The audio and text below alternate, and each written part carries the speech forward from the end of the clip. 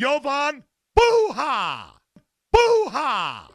Yo, I'm Jovan Buha, Lakers beat writer for The Athletic, and welcome to episode 57 of Buha's Block.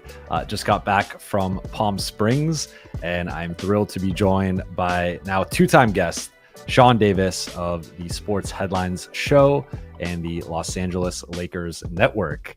Sean, how you doing, man? I'm doing good. Thanks for having me back. I'm glad to be back on so I could hear probably the best intro in the business right now. I've already told you that. So, yeah, super excited to break down this Lakers team with you, man. I appreciate it. Last time you were on, we were discussing the Lakers and the Nuggets. That was almost 6 months ago. And it's been far too long.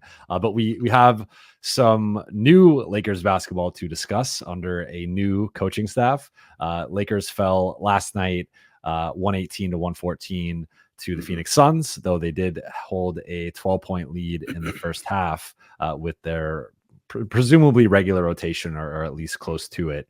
So through two preseason games, we've seen the regulars for a half, and we've seen some promising stuff from the young guys. We've seen some of the schematic changes from JJ Redick and his coaching staff. So I want to start with the offense, because I think when we talk JJ and whether it's the threes or the organization and the structure, and that seems to be the focus so far, at least through the summer and then going into training camp and now the preseason. So what is your biggest offensive takeaway through the first couple games?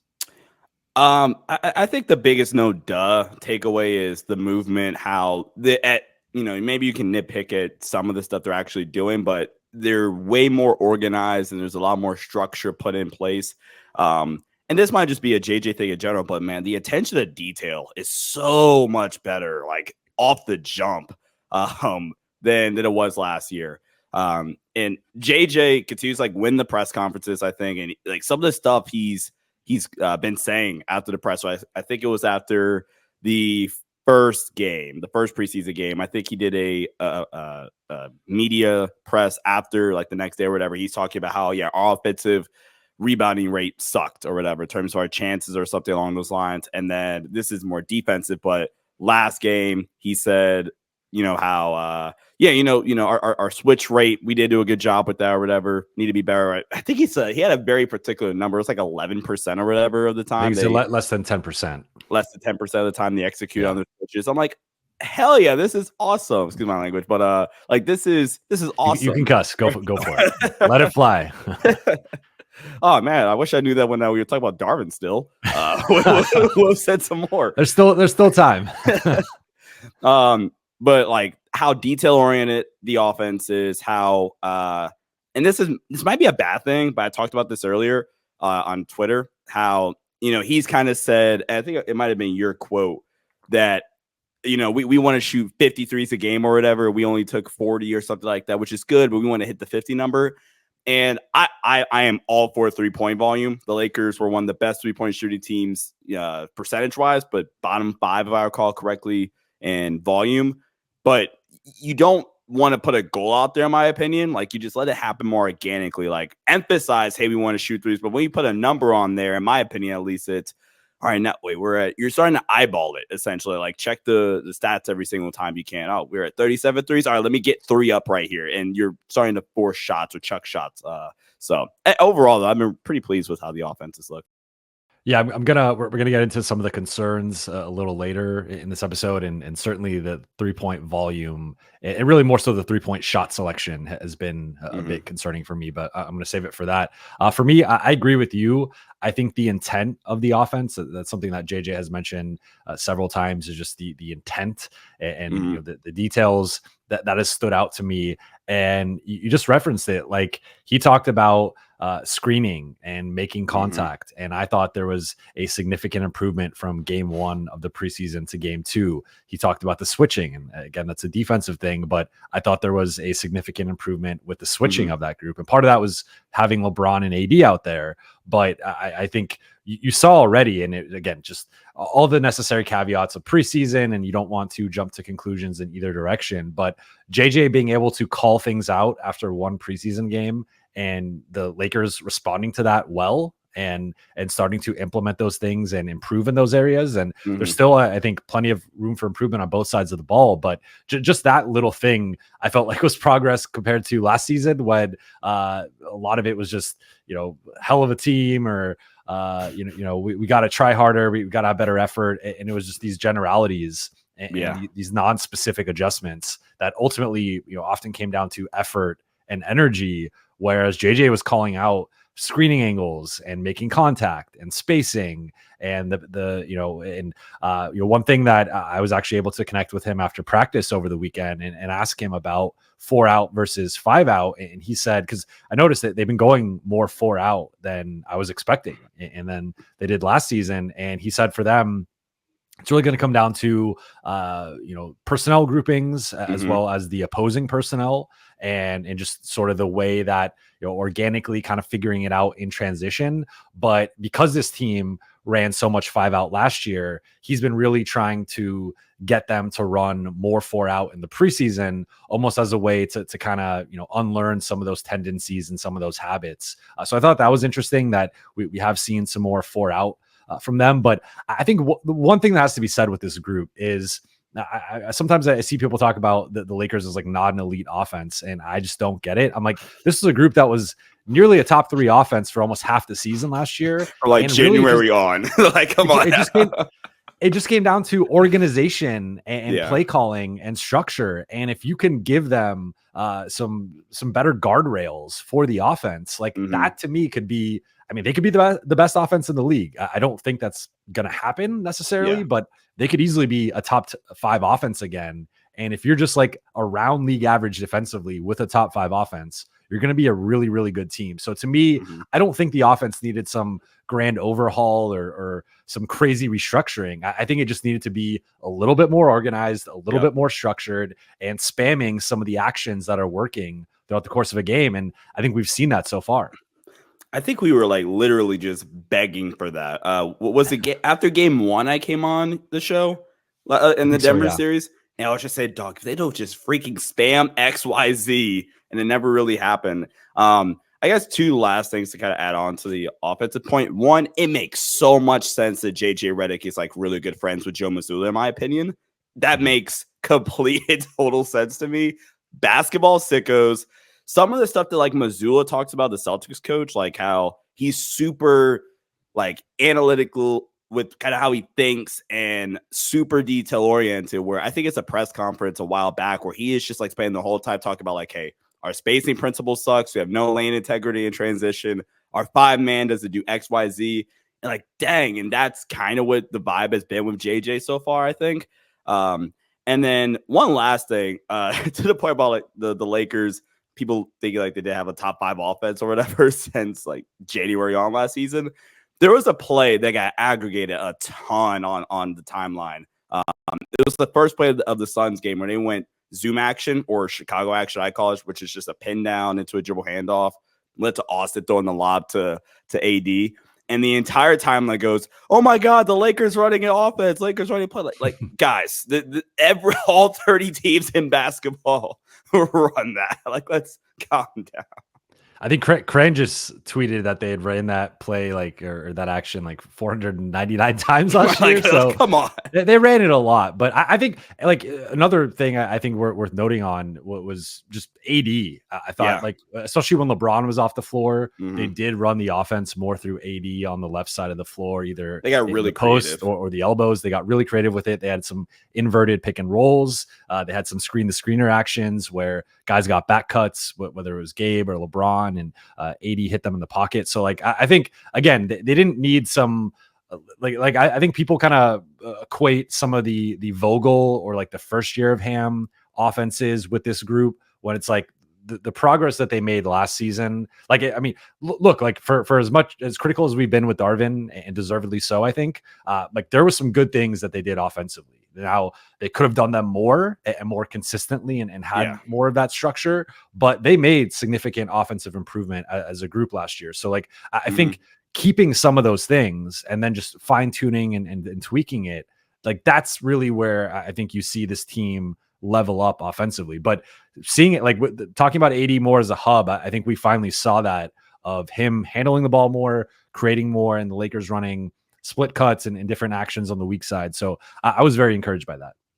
Yeah, I wasn't able to catch the game live last night at the time of the recording, but I was able to watch it this morning first thing, and I got to the possession where they ran the inverted ball screen for AD. I forget who said it. I think it was D'Lo. I would imagine it's D'Lo. I think it was D'Lo. Yeah, he's a really good screener for a guard. Him and Gabe.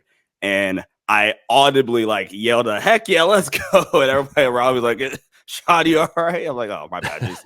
Just AD getting to run a ball screen. So it was fun. Yeah, I also think it was a small thing as well, but there's a little bit more two-man action with LeBron and AD, which is something that I feel like the Lakers kind of didn't go to. Kind of would go away from, and it would be like it'd work for a couple of possessions, and they just wouldn't run it that third or fourth possession. And it was like, why aren't you doing that? But what about defensively? What stood out to you on that end of the floor?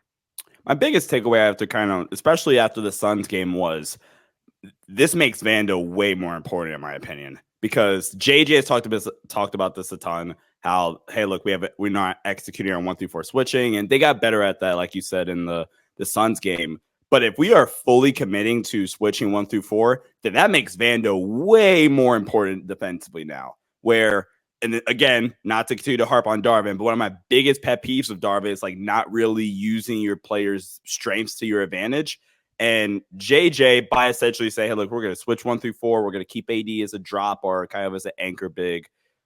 Vando, that immediately negates Vando's biggest weakness, I think, defensively, which is screen navigation. You let Vando help off ball and then guard isolation, preferably on the perimeter, things like that. Then, I mean, he's a top 5 perimeter isolation defender in the league, in my opinion. So using him to his strengths, that probably is the best thing for Bron too, actually, at this point, where he's not chasing and doing things like that, doing a lot of switching, and AD could just clean up things at the rim. That's honestly my biggest takeaway is, Vando, please, Christian Wood even, please get back. Vando, get back healthy. And yeah, I think this team has a higher defensive ceiling than I might have given them credit for especially if we're going to lean into some of the switching a bit more.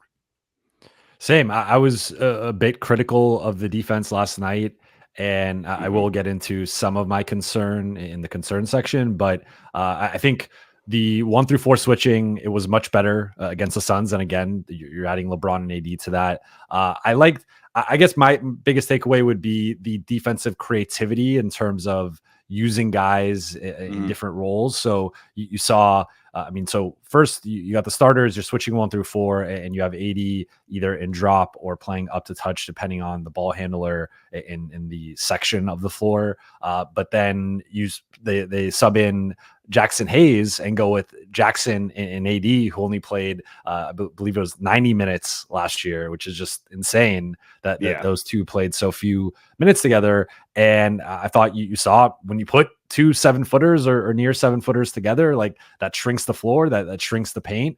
And now all of a sudden AD is the 4, and he was guarding, I believe at that point, Royce O'Neal, and he's able to then switch on to a Kevin Durant or switch onto a ball handler. And then that also lets him leak out in transition. And he got I believe D'Lo found him in transition for a layup. And that's the thing that, getting AD more out on the perimeter has the upside of him then getting deep seals in transition and just getting out, and the ball handlers being able to find him. And then the second quarter, Suns go small. They put KD at the 5, and JJ responds by going with Rui or LeBron at the 5, depending on who you want to consider the center there. And then they're switching 1-5. And then in the third quarter, they go to that 3-2 zone that they went to. And so I just think him being a bit more adaptable, with Darvin, we knew he was from the Budenholzer school of drop coverage. I'm going to play defense one way. Until we're blue in the face. Yeah.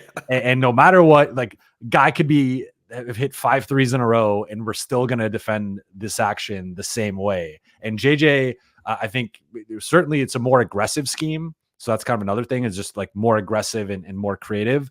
There are some potential downsides, and I'll hit on that when we get to the concerns. But I just think seeing him toy with the matchups, play a little bit bigger, but then also be flexible enough to be okay, well, this lineup if they have KD at the 5, I'm not going to put like Jackson on him or put Jackson in a difficult spot on the perimeter. I'm going to just downsize and then switch everything. And like, I just think that adaptability, and again, it was 1/2 and it was against the Suns, who I think is a favorable matchup for the Lakers. But I just thought that the defensive creativity and flexibility so far that he showed is promising. It's gonna be really, really exciting to see these two teams play twice in the first 5 games of the year. I know it's LA's second game of the year and maybe the 5th game of the year, because I think Sacramento and the Clippers in between there somewhere. It's gonna be fun. I do think, kind of like you said, that the Lakers match up well with Phoenix, because Phoenix, they're not really a paint touch team. Like last year, they were bottom 5 in paint touches per game per NBA's tracking stats. And that plays right into the Lakers' hands, especially if you're a switch-heavy team where, okay, cool, why play drop, for an example, and give you an advantage where you can get in the paint where, okay, cool, we're just going to make you take tough contested shots all game. If you just so happen to beat us by that way, cool. But, go back to that Denver series with Phoenix a couple years ago. It took KD and Devin Booker to drop damn near 80 combined twice to steal games in that series, right? But otherwise, Denver wasn't going to lose that series because it's so hard to do that 4 times in a row. Just that kind of style of basketball, as good as KD and Book are. So yeah, I agree. It's a totally favorable matchup. And I'm curious to see kind of how the adaptability looks when you get to other matchups. I think the switching can work against Minnesota, actually. But what does it look like when you get to Denver or when you get to Dallas? That I started a little more Phoenix was certainly a matchup they could get away with it more. Yeah, and some of those other ones are going to be a little bit trickier. Yeah. But as I mentioned earlier, we saw the rotation for the first time, or sort of the outline of the rotation, where Max is the first guy off the bench. Gabe and Jackson are next, and that's like the 8-man rotation. Then in the second quarter, see a little bit of Bronny, a little bit of Dalton, and those were the only 10 guys to play in the first half. Bronny, I think, obviously, it was a bit more about getting him and LeBron that shift together, and I don't expect him to be part of the 10-man rotation. Then JHS and Cam come in the second half. But I guess looking at the top 9, I think that's what we expected once we knew it was going to be a 9-man rotation, and Vando and Christian are out for the time being. But did anything stand out to you about the rotation, or a certain lineup, a certain configuration? I did mention the 2 big look, which I think we both probably liked, but what stood out to you with the rotation last night? With the injuries, the rotation so far has kind of made a lot of sense. I do think it's interesting seeing D'Lo's role kind of shift based on the lineup he's in. If he's in the first group, it's a lot of Austin at the 1. You'll get your heavy dosage of Braun being the lead guy as well. But D'Lo is off ball a ton with that first group, which I think is great, especially if Austin isn't getting back to that 2022-23 levels of off ball shooting. Then yes, why not make your best shooter on the team be a little bit more off ball with the lineup, where Austin's better with the ball in his hands. LeBron's, so it doesn't really matter. But so just to make that lineup kind of flow a little bit easier. I will say this: I'm curious if it's a hard set 9-man rotation where Vando and Christian Wood gets back, and Vando's going to be the rotation, Max is going to be the rotation, Gabe is the 9th guy, like a shoe-in big, or is it's Gabe, Max, Dalton, Vando, and then it's a big depending on the game, right? So that's kind of my question. Like, is it 9 including the big, or is it those first 9 guys and then the big is kind of up in the air depending on the game? If that kind of makes sense. But otherwise, no, everything so far has kind of been about right. I really, really like how Gabe's played too. Sidetrack there. I also think it depends what you deem a 9-man rotation in terms of is it like if that 9th guy is getting 12 to 14 minutes a night, and then there's a 10th guy getting 6 to 8 minutes a night, do you consider that a 10-man rotation? Do you consider that a 9.5-man rotation? Or is that more so just only the guys getting double digits are part of the actual rotation? I think it's going to be the 3 that we saw in terms of Gabe, Max, and Jackson. I think Vando will be in there. And then I think it's on Dalton to really force JJ's hand in terms of defend. I think Dalton showed some defensive improvement. Like I've actually been impressed with. Even he had a couple of fouls contesting at the rim, but I was like, at least that's better than some of the layup line stuff we saw from him in summer league, where the Matador defense or just not rotating physically. Like if you're going to rotate, and even if you're a step late, at least foul the dude, right? Like I think that's, or at least contest it, go for the block, and then if you don't block it, you're fouling them. But like that to me is that's an aggressive mistake rather than a passive mistake, which I think is key for Dalton. So I think Dalton is going to be in the top 9 to start. Like to me, the first quarter, like the first half was sort of emblematic of like what the rotation could look like. But again, I don't expect Bronny to be in there. So I really look at the first quarter as like, we saw the typical LeBron subs out at the 7-minute mark, comes back in around the 3-minute mark. AD plays until about 3-2 minutes left on the first quarter clock, and then they come in with Jackson and Max and Gabe. So like I think that's probably going to be close to the actual rotation on opening night.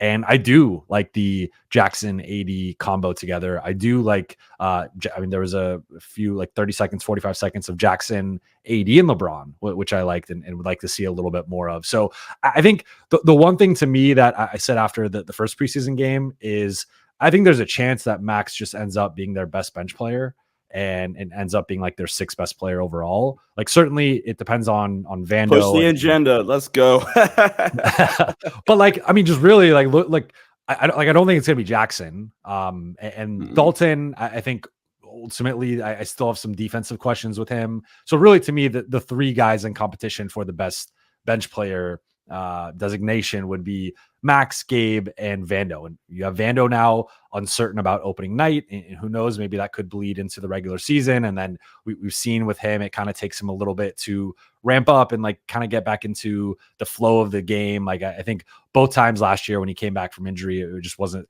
he just didn't, kind of seem right. So I think he's a guy who's like very rhythm based, and it's going to take him a little bit to get his feet wet in the rotation again. So really, to me, it's like Gabe versus Max, and I've been impressed with Gabe. That's actually we're going to get into who's been who you've been most impressed by, and like I think Gabe's my answer, but I still think Max. Like I didn't love some of the second half shot selection against the Suns, but like if Max is playing within his role offensively, and just with his defensive potential, with the athleticism, with the rebounding, and just with how smart he is on both sides of the ball, I think there's a chance he's just their best bench player, and it's hard to keep him out of like a 24 to 27 minute a night role. And like if that's the case, then I think that potentially raises the Lakers ceiling if he can be effective in that role. So that's maybe my one thing is like clearly, I mean, Max was the first sub in that first quarter. He's led the Lakers in minutes in both games. And clearly JJ is a fan of him. So I think Max's role, again, just seems to only be growing. And it's going to be a matter of him to take advantage of that, or it's going to be on him rather to take advantage of that opportunity. Yeah. And, not to jump the gun, but next thing we had, what was player that you're most impressed with? It's for me, Max. To the point where I'm working on a film breakdown from primarily focusing on that first preseason game, but we're going to throw some stuff in from the Suns game too. And the fun thing about Max is I don't think he's like, and this is a good thing, obviously. I don't think he's even close to really hitting his ceiling, particularly defensively. I think he's a pretty good defender. I think, he's the 3rd best bench defender, and that's only because Gabe and Vando, when both healthy, are awesome defensively. But Max does this weird thing where he almost puts himself out of position defensively. Like just watch Max defend a ball screen, especially if he's like perfectly in front. He'll take a step backwards to like try to chase around, but it's weird and I hate it. But it kind of taps into why I think his best strength is defensively outside the IQ, because he's a really freaking smart player. I think his best trait defensively is just his recovery speed, and to be able to, if he does get out of position, whether it's his fault or just naturally, right, he's able to still get great contest on almost even if he gets out of position, almost every shot that he's defending, it's a really, really good contest. He has the athleticism to help protect the rim and block shots. He had a sick block on Rob Dillingham in the Timberwolves game. He's able to help play on the weak side and things like that. And he's still a young player still at the end of the day. 21. He's 21. He's 2 years younger than Dalton. Like that's Yeah. crazy. That's insane. And then on the offensive side, I guess they trust him a lot, like a lot more than you would think that they honestly probably should. And I mean, it's a good thing, but also kind of makes you think about like, man, what if he got some of these reps last year and like where are we at right now with Max? But it's fun to see. Like he had a couple of passes again, specifically looking at the Timberwolves game. He had a like a left-handed bounce pass, I want to say, it was right-handed. Right-handed bounce pass to Jackson Hayes that led to a dunk. I'm like, where was this? This wasn't even really there at Michigan State. He had it led to a miss, but he had the Timberwolves kind of put two on the ball screen with him and Rui. Made the over-the-top pass, right in the shooting pocket. Rui just missed it. So, I mean, like this stuff never really was there, but it's really cool to see that now. And there is a lot more upside with Max, even though I think right now you still want him to play within this role, make catch and shoot threes and maybe attack off of closeouts. But yeah, Max didn't shoot the ball well in the Suns game, but he's probably the guy I've been most impressed with. And it's super fun that he has a lot. Like there's a very, very real path to say like, this guy could be a really, really good player in the league.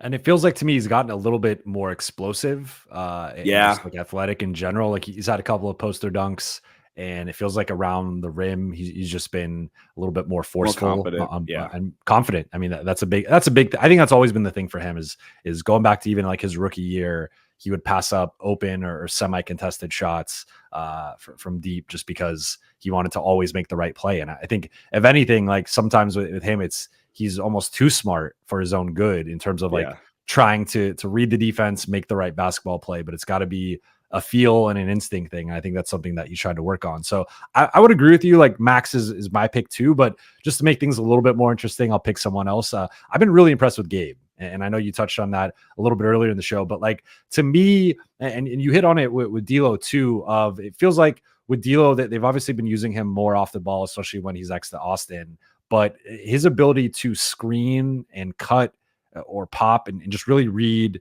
the defense and cause some chaos off the ball, I think it has been an underrated skill for D'Lo. And I think you've seen the same thing with Gabe. So see, he had the one inverted pick and roll with LeBron where he slipped it and then got the and one. But his ability to just read the defense and make screens and make cuts and like he's just such a cerebral player. And it feels like they're kind of using him. Like I think there's been some overlap in terms of role usage between the lineups where Jackson is kind of in that AD mold in terms of like DHO guy, screener, roller, lob threat. Obviously not anywhere close to AD in terms of like offensive option or post up ISO guy, whatever. But like in terms of that's where I kind of see Jackson like his value is he can do some of those things. Like he's a underrated playmaker for a backup center. But with Gabe, I feel like they're kind of using him in the D'Lo role with the starters where he's just kind of flying around, setting back screens, cutting, popping into space and really sort of just trying to cause chaos off the ball. So I think for Gabe, like he's looked good defensively. I think he's pressured the ball well. Like he's always going to be at a size disadvantage in certain matchups. And like I think we saw that with Jamal Murray in the playoffs. And there's probably going to be some matchups where the Lakers have to be a little bit more selective with him, even defensively. But in terms of looking more like the Gabe Vincent that the Lakers signed last offseason, I feel like so far he's looked more like that guy. So I think he looks better than he did to end last season. That's to be expected, but that wasn't guaranteed. And who knows, like maybe he does outplay Max and he's the most impactful bench player. Like in theory, he should be. He's getting paid the most of the bench guys, I believe. Him and Vando are close, but I think he's making a little bit more. So to me, Gabe is the other guy where I'm like, if they get the Max ascension and breakout, and they get Gabe bouncing back to even like 80-90% of the Miami Gabe, then you get Vando back. Jackson continues to look better. Christian comes back, shoots the ball better. Like there are paths for this team to exceed expectations. And I think it starts with guys like Max and Gabe just being better than they were last season. So when Gabe got signed, that was probably my favorite signing, one of my favorite signings of the entire offseason.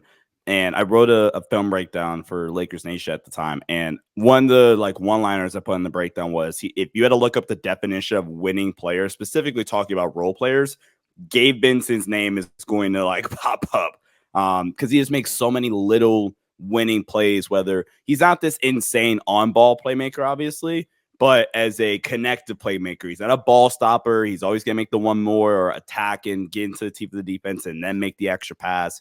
Just a super, super smart and sound player, and just an ultra competitor, man. I'm so excited that fans are kind of able to see that, hey, this isn't a rehash of the Kendrick Nunn thing. He's actually a good player. He was just really, really hurt last season because he has the skill set, like you said, like him kind of getting back to 89% of what he was in Miami and being, I think I described it as just the streaky shooter. I don't even need you to be the consistent shooter, like 35%. No, just be a streaky 33% or whatever. Just not 7 like you were last season. And the bar set real low there, obviously. But he's a super winning player, and yeah, I'm so happy that he's back healthy. So we've had a lot of positives so far. But I think it's time to talk about maybe some early concerns that we've seen on both sides of the ball. So I have 2, one offensive and defensive. But what stood out for you in terms of areas for improvement or potential areas for concern entering the regular season? I think offensively, I really want to see just really what happens if somebody's able to kind of shut the base down. That's kind of where I'm at, I think, with the offense. And offensively, it is really just like what happens when it all falls flat. Nothing really works. Do we have like that easy button? And for example, Denver's easy button is we're either just going to give it to Jokic to the post, or we're going to go to our 3-man actions, get like a backdoor for Aaron Gordon or something, right? Kind of like what are the real easy buttons of the offense? I think the base stuff is awesome. I think they could get a little bit more particular with recognize the defensive coverages like live and stuff like that. And then obviously I think we touched on this a little bit earlier. I don't want them to shoot threes just to say we shot threes. That is, again, putting a goal on it is one of the worst things you could do, I think. Emphasize it every day, like, hey, fellas, we want to be top 5 in 3-point shooting, but I'm not putting a concrete goal. Yeah, we're going to shoot 63 a game or 50, he said, right? I think that's doing a little too much, and it's just unnecessary, I think. But I'm all for shooting threes, and AD, I feel like we've done this thing every year now, but AD feels like he's more comfortable just letting it go now. He shot, I think, 2 threes off like a reject where it was his job to roll to the basket, but the defense kind of played that. So he just popped out, hit one of them. I think he missed the second one. Bron's going to shoot the 3, obviously. So, yeah, just that and really seeing what happens when JJ, metaphorically speaking, like gets punched in the mouth when the offense doesn't really work. Yeah, the 3-point shooting. So that's my offensive concern. Like I feel like the light has been a little too green.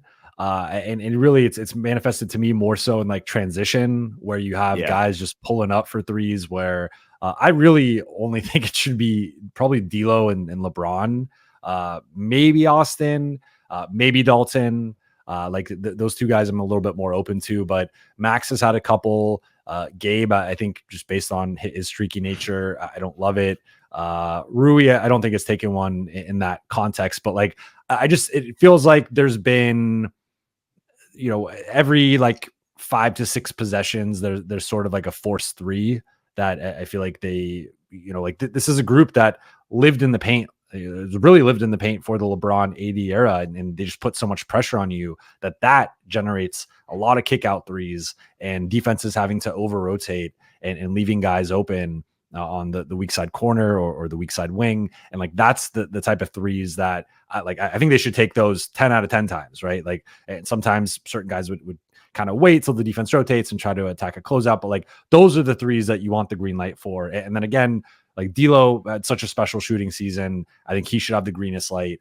LeBron is LeBron. Like he can kind of take whatever shot he wants. But I think right now, like it's a little too green. And look, it's a preseason. So maybe they will clean some of that stuff up on film and JJ will recalibrate the expectation offensively. But that's just one thing I feel like the shot selection has veered a little too much into just if there's a sliver of space between you and your defender, take the three. And I don't like, and now look, I've been a proponent, and I know you are as well, but like I've been a proponent for Lakers taking more threes for years now. I've been on them. I've been critical. I feel like I've written that story at least once a year. So by no means am I backtracking from that or like pushing back against threes. It's more so the quality of the threes that they're taking has felt a little bit forced. And then defensively for me, I think on the one hand, I get what they're trying to do with the ball pressure and playing a little bit more aggressively and aggressively rotating. But I feel like, especially in the second quarter of the Suns game, that led to a bunch of just open corner threes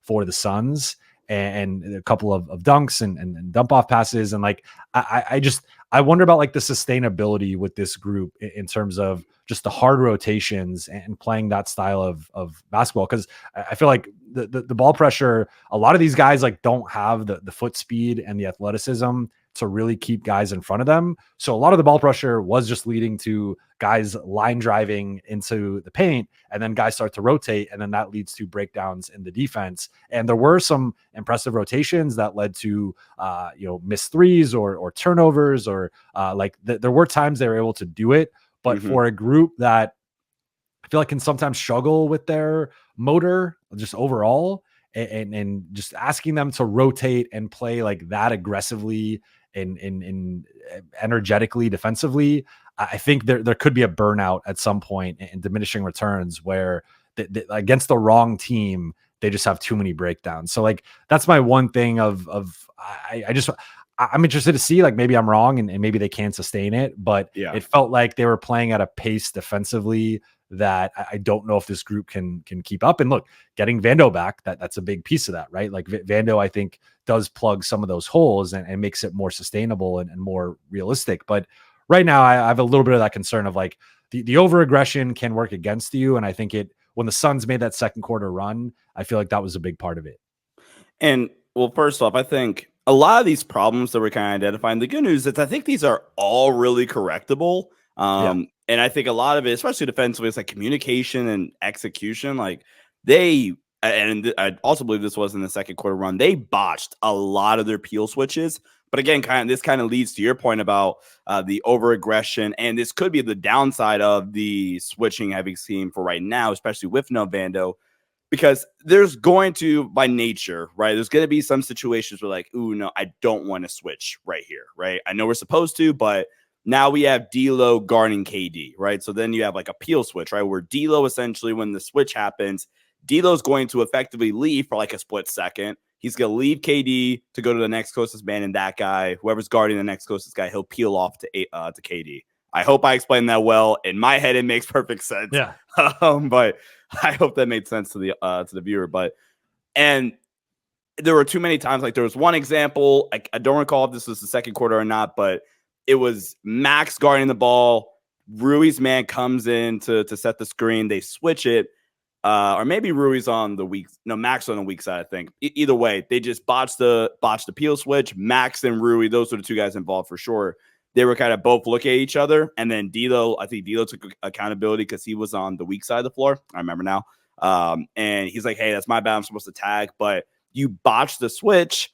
And now you are, to your point, kind of putting an over-reliance on D'Lo, who has taken more accountability for his defensive mishaps.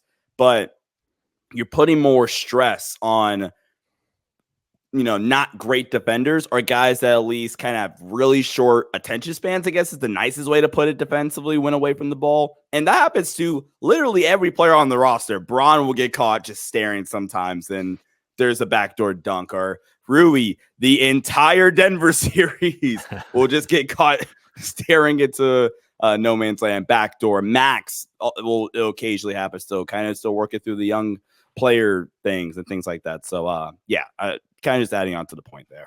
And then final topic, what are you most excited for the rest of the preseason? Like I know we've touched on a lot of these things, so it's probably for me just like seeing how these things continue to develop and play out and how the team continues to gel on both sides of the ball. But like what are you most excited to kind of figure out over the next 4 games? I'm excited to see this team, continue to install their base systems or continue installing like the full offense and things like that. And then I'm excited to see JHS continue to play. We haven't talked about him, but specifically in the Timberwolves game, I'm like, okay, he looks like an NBA guy at the very least, right? And again, maybe the bar is set low, but for the actual home team, the Lakers team last season, he played without confidence last year, played without poise, wasn't really being aggressive, right? Not making the right reads and things like that. And at least in the Timberwolves game, a little bit in the Suns game too, the Timberwolves game specifically had some really, really nice passes, setting his teammates up, getting to the mid-range game a little bit more, which was his bread and butter in college. So kind of continue to see his development and growth. He's also, I think, just now 21, so still a pretty young player in the league. Second-year guy. I liked him coming out of Indiana. I didn't necessarily like him for LA, but I did like him as a prospect. And continue to see his development because there's still some upside somewhere in there. Not quite sure it's what they think it is, but there's still some upside in there. Yeah, with him, for me, it's more of like I just think he's most effective with the ball in his hands, and this group, he's just so low on the pecking order of LeBron, AD, Austin, D'Lo, Gabe, Max, even Rui and Max, Max, and Dalton, right? Like you could argue the only projected rotation guy he's ahead of in the pecking order is like Jackson. And outside of that, and all those other guys, and Vando once he's back, but like all those other guys, JHS is not going to be necessarily handling the ball or getting shots at the expense of. So that's my one thing with him is like him figuring out how to be more effective off the ball. Whereas a guy like Gabe, who in theory they're kind of in competition for that backup point guard spot, but Gabe. In addition to being a better defender, I think is clearly the better shooter and just the more natural off-ball fit alongside LeBron, Austin, D'Lo, etc. But I think for me, it's starting to see the rotation, and now that like it was a really cool moment to see LeBron and Bronny play together. But I would like we know those early second quarter groups tend to be LeBron with like Jackson, and I think it's gonna be Jackson, Gabe, maybe Max, and then a fifth player. But like those groups tend to play up tempo, and they tend to kind of be like those are always sometimes my favorite shifts of a game until like crunch time is like those groups can get out in transition, and LeBron kind of picking apart opposing second units. And I just want to start to see the rotation gel and in different lineups, different configurations. As you said, JJ said like they kind of have 5 base actions that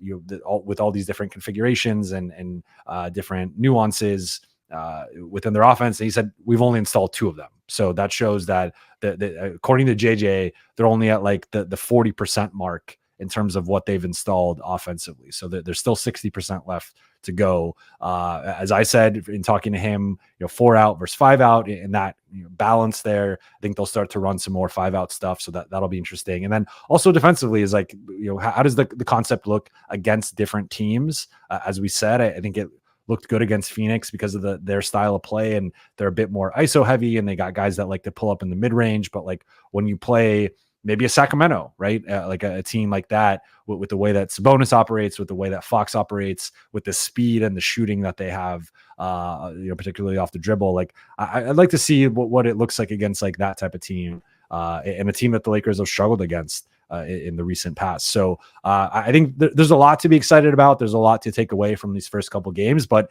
in reality, we've really only seen one half of basketball from this group in like a serious regular season type setting, and they were plus 12. So I think that's like the ultimate thing to be encouraged by. But Sean, thank you so much for your time. This was long overdue. I kept getting comments from listeners and viewers about bringing you on, so I had to deliver what the people wanted. I hope to do this more consistently. I know I just did your show with the Lakers season preview, but for those who are somehow not subscribed and following you, where can they follow you, and what could they be on the lookout for?